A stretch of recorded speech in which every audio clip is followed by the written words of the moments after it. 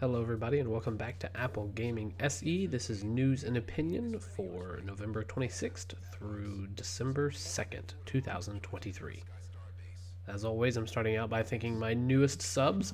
I am at 50 subs. It has been an interesting week. I had at one point 47, then I lost a sub, and now I'm back up to 50 before the end of the week. So, I guess I gained 4 subs, I would say. Yeah, I lost 1, gained 4. So YouTube, as always, being YouTube, is not telling me who you are. So thank you. Just thank you so much. If it weren't for people watching and liking and engaging and interacting with the stuff I'm making, it just wouldn't be worth doing. So for those of you who watch or just listen, because this is a listenable video, I would call it, you are leaving comments, messaging me on Twitter, that kind of stuff, I appreciate it so much. Love you all for your participation. So thank you again, and now we will get on to the headlines for this week. First article this week is titled "The Lasting Effect of FineWoven. Best Buy and Target Aren't Bothering with In-Store Stock." This comes from 9to5Mac. I went ahead and just read through this article real quick, and basically it highlights that there's a lot of major retailers that are not putting FineWoven in the stores and only allowing them to purchases online because the reviews are just terrible. So they don't want low quality or low reviewed items in their stores. And you might make an argument that FineWoven is low quality for the price. I mean, for me, when I put my hands on a FineWoven case in an Apple store for the first time, I could even see in the demo version that there were some markings on the backside of the material, but that material felt really, really good. So really, it's unfortunate that FineWoven hasn't held up because the material is so much nicer than the pictures make it look. But for $60 for a case that shows very obvious signs of wear by some of the Best Buy reviews within a matter of a couple of uses, maybe even one. There's one person who said the first time they put MagSafe on their FineWoven case, when they took it off, they could see the mark that MagSafe had left on there. I hope that Apple reduces the costs on these cases, or preferably just makes them more durable. I don't mind paying $60 for a case in principle, but it had better be a very, very high quality case. And unfortunately, it seems from the reviews that FineWoven, it loses its perfect clean look a little too quickly. And so people are, I get it. If you pay $60 for this case, you go home, you slap MagSafe on the back of it, and let it charge for an hour, and you take it off, and there's an imprint of the MagSafe on the back of your case, and you can't get it out. This is not the same thing as like a leather case starting to wear out on you from being constantly in and out of your pocket and hooked up in your car and in heat or in cold, and after 6 months, that's a big difference. And so I think that I don't think Apple anticipated what the public perception was going to be in regards to FineWoven cases and their durability. Next article, also coming from 9to5Mac, is titled "Steam is dropping support for older macOS versions, and that's bad news for 32-bit games." My opinion on this is that simply at this rate, Apple platforms will never, ever be on a level close to Windows. You can play games that are 20 or 30 years old on modern Windows computers. That said, supporting backwards compatibility for old programming standards creates headroom for any number of things that Apple just simply isn't willing to support. Apple is a forward-looking company and will quickly depart with technologies that no longer align with their goals. So since my time at Apple, this was over 10 years ago, we had a saying that basically Apple's an 85-85 company.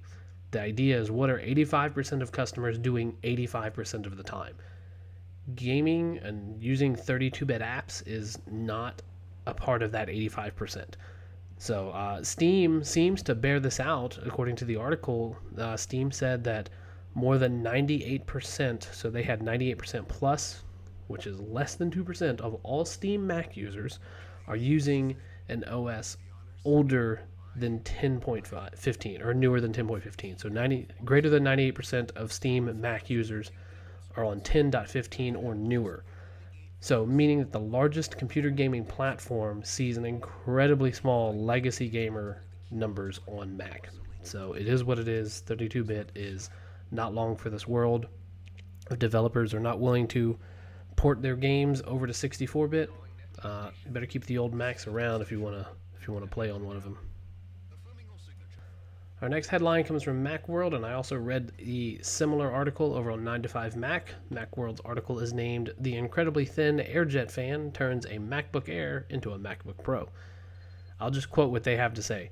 Quote, "The bad news is that the system isn't available for sale to consumers to retrofit, and it's hardly likely that Apple will use it to remove a key differentiator between two models. But the company behind the tech does think it could help Apple reduce the size of cooling fans in the future MacBook Pro models," end quote. So this seems to me, this is something that hopefully we're all going to one day see, not only in Macs, but in all PCs. At least all decent PCs. I highly, highly doubt you'll be seeing this in like a $300 or $400 like Black Friday deal, right? So I'm including this because I think you all should know about it, and I sincerely hope that you'll go to apple.com/feedback and make suggestions to Apple to incorporate this tech.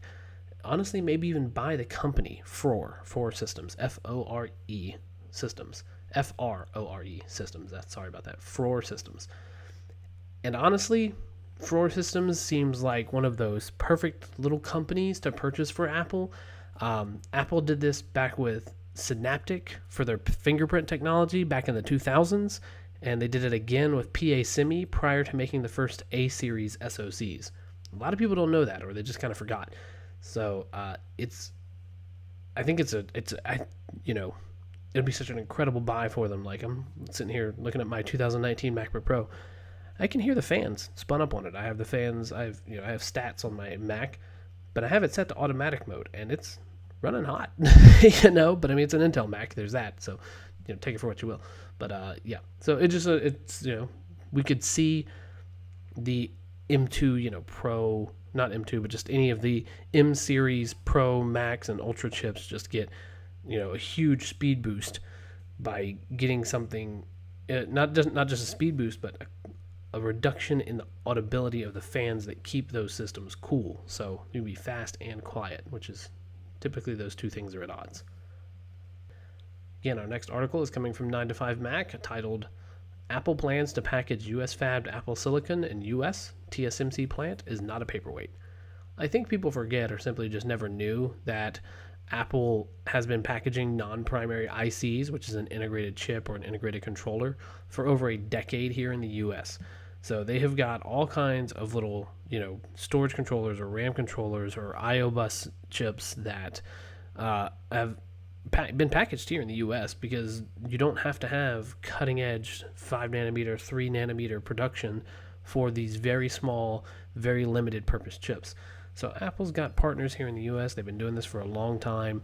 If TSMC can get basically the wafers designed or manufactured, they can bring them to the US and they can use their partner Amcor here in Arizona. Not here. I'm not in Arizona, so I say here in Arizona, but I mean here in the US in Arizona. Amcor can go and handle the packaging of those A-series or M-series chips, just as an idea. I think Apple is also still planning to move forward with supporting the TSMC plant that's being constructed. I know it's had a lot of hiccups. I don't think Apple's going to let that investment go to waste. Worst case scenario, they'll find some partners to work with them.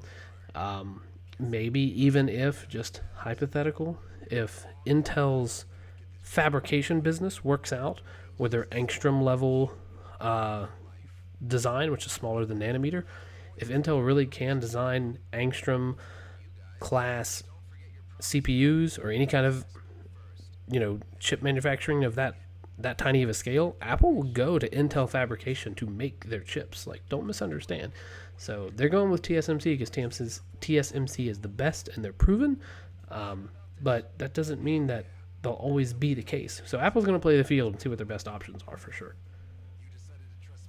The last article this week is also from 9to5Mac, and it is titled "Apple Ending Relationship with Goldman Sachs, Fate of Apple Card Unclear." And this article brings up the idea that the Synchrony Bank Group or Synchrony Group may buy out the Goldman Sachs Apple credit card part of their business, which is the consumer credit side of Goldman Sachs, which they've lost a lot of money on, not just from Apple, but I think Apple's the majority of that. And I kind of hope that that's true. I've been using them in kind of a tertiary sense for years, mostly with PayPal Credit. They're also the company that's behind Amazon's credit card line, as I understand it. I have not used them through Amazon, but the article says that they are. And I've not got a single complaint using the Synchrony services. Hopefully, if Goldman Sachs is going to sell at all, they sell to Synchrony, and that will get some more expanded financing options for Apple products and devices and purchases. Of course, there's also rumors that the Citizens One Bank may be in the bidding, and that's the company behind the current iPhone upgrade program. The only downside to that, of course, is that Apple, due to some issues with the carriers, you don't get the option to finance your iPhone through Apple anymore, not at a 0% interest rate at least, unless you're getting it activated with a carrier. So you can't buy like an unlocked iPhone on an Apple Care, on a purchase plan, a financing plan anymore through Apple. So that's unfortunate, but it is what it is. So that's it for this week. That's all for the news. I hope you've enjoyed it. Please like and subscribe if you have not already. And I look forward to seeing you all in the next news video. Take care now. Bye-bye.